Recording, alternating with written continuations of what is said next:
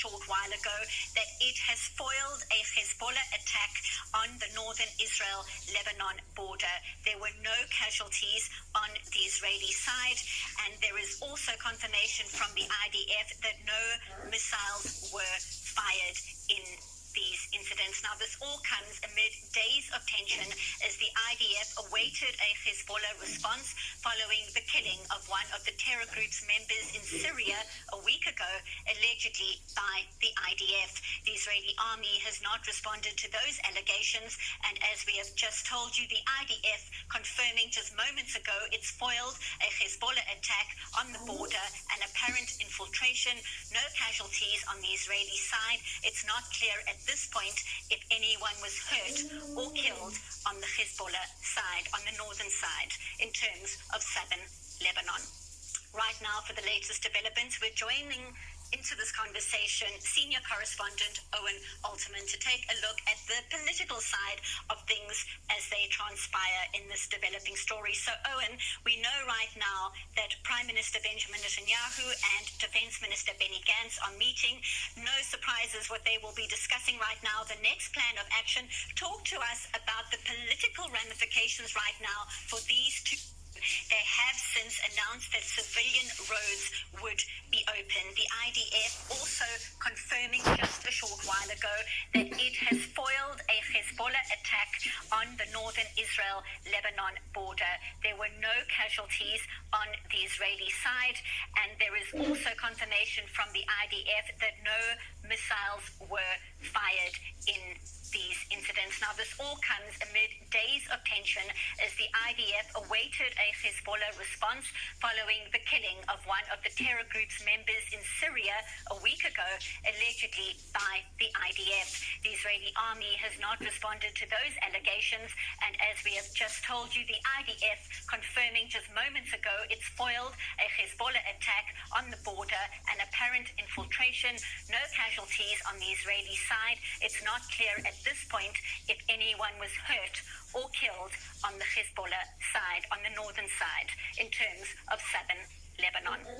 Right now, for the latest developments, we're joining into this conversation senior correspondent Owen Alterman to take a look at the political side of things as they transpire in this developing story. So, Owen, we know right now that Prime Minister Benjamin Netanyahu and Defense Minister Benny Gantz are meeting. No surprises what they will be discussing right now. The next plan of action. Talk to us about the political ramifications right now for these two top figures in the country. What's at stake?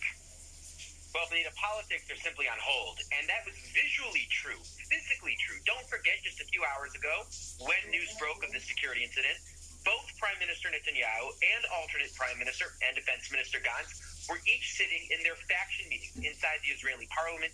Each of them was told about this incident. Each got up in the middle of those faction meetings and went for their briefings, showing that they were putting the politics to the side. They were making themselves available for this incident in the north. The entire Israeli media's attention is now fully focused on what's happening on the northern border, and the politics simply are on hold and are thrust to the side. But I think it's important to emphasize, if politics are on hold, they're not on hold indefinitely. They'll be on hold for the next few hours as this develops. Then it depends, of course, in which direction things go. If things de-escalate, and we're back tomorrow talking about the unhappy family that is Israel's governing coalition, or if somehow this escalates, in which case the politics would continue to be on hold. But, Benita, of course, in a worst-case scenario, if this develops into some kind of full-scale conflict, yes, the more pettier side of the politics of the Israeli coalition might be put to some degree on hold, but politics most definitely would not be on hold.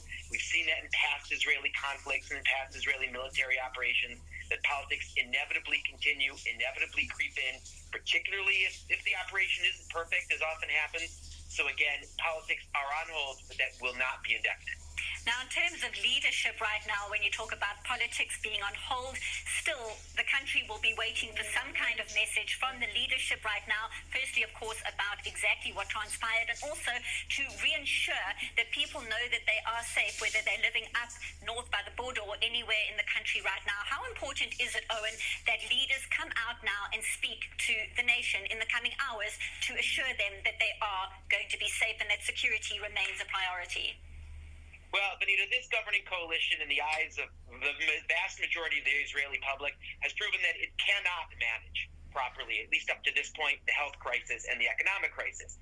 But it could well be placed to manage a security crisis. Again, Prime Minister Netanyahu has extensive experience at managing security. Benny Gantz, of course, a former chief of staff of the Israeli military, now defense minister. Each of them understands these security issues well.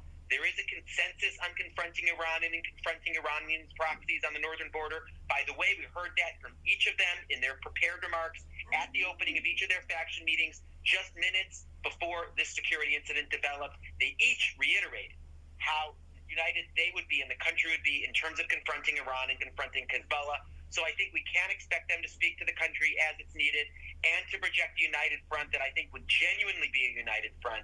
And I think that this would be guided by the professional echelons in the military in terms of what next steps to make. And again, I think the politics would be on hold for the moment in terms of managing this event and managing this incident. So I think that we can expect, at least in the immediate term and the short term, for this to be managed reasonably well. And again, you're absolutely right. We may well be hearing from each of these men in the hours to come or in the day to come.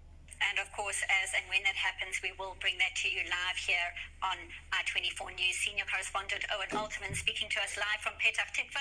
Thank you for that update. More to come from Owen in the coming hours. Right now, still in studio with me, our correspondent Yotam Confino. And I want to touch on Iran because we're talking right now about tensions specifically with Lebanon, with Hezbollah and Syria, because as we discussed a little earlier, Benny Gantz had warned just 24 hours ago, both Lebanon and Syria, that it was watching. So talk to us how Iran plays into what is happening in just right now on the border.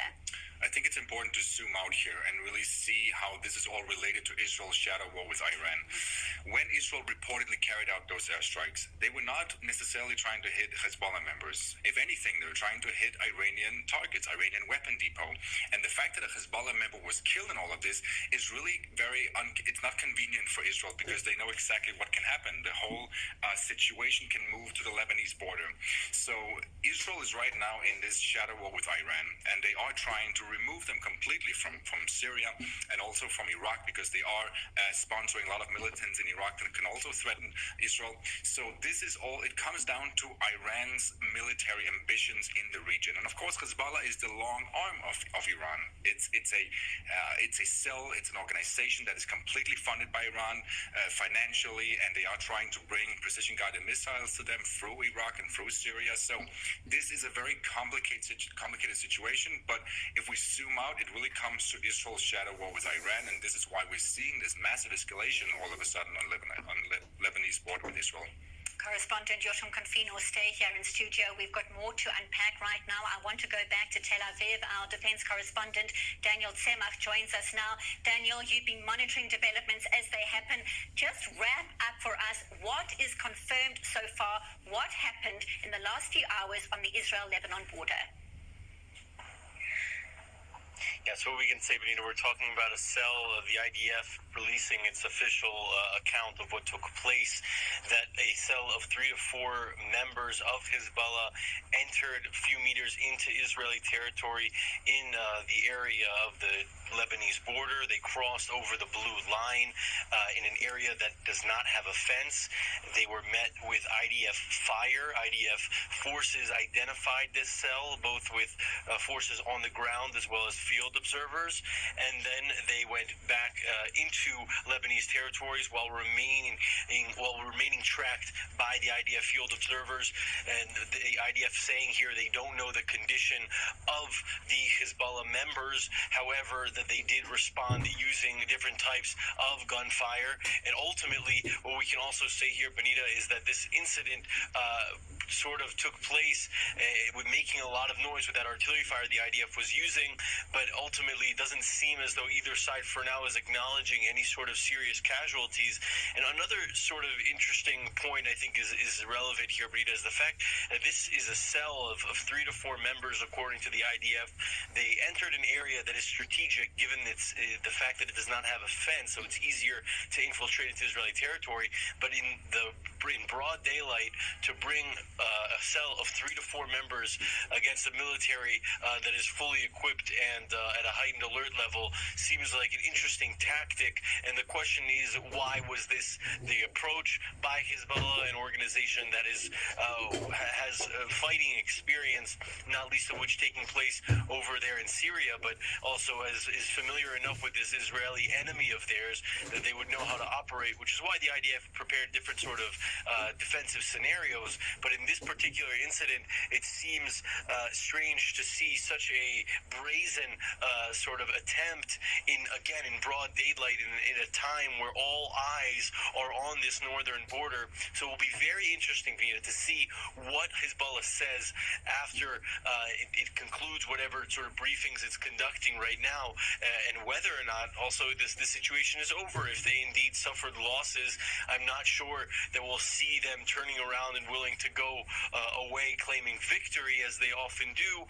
But then again, it's a very complicated time for both sides here, domestically speaking. So it wouldn't stand to reason to see this situation spiraling out of control, and both sides are very keenly aware of how they could cause the situation to spiral out of control. As Adi, I think, was describing earlier, those rules of the game are definitely the back of the minds of every commander right now, whether he be serving in Lebanon or serving here in Israel. It doesn't really make a difference because they are very familiar with these sort of situations.